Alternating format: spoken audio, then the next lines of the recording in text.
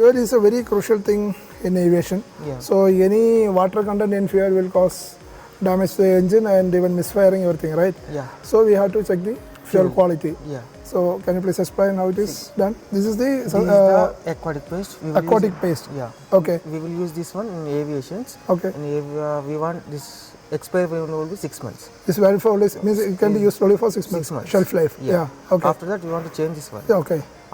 In case you are using after 6 months also, it will be change the color inside of the color only. What is the original color? See, it will change the color if expired one means. Oh, okay, okay. Original color is somewhat orange like and this one. This is the color of the original one. Okay, okay. And it will come by pink and it will come by this color and green color. Parrot green. Okay. After that, take the one bottle and apply this apply the bottom paste surface in of the the bottom glass. surface. Okay. After that, Pour take the sample. pour the sample fuel. Take the sample and just Pour the check that sample. if in case any pink color is if the color of that paste is getting changed to pink, then that means water content is there. Yeah.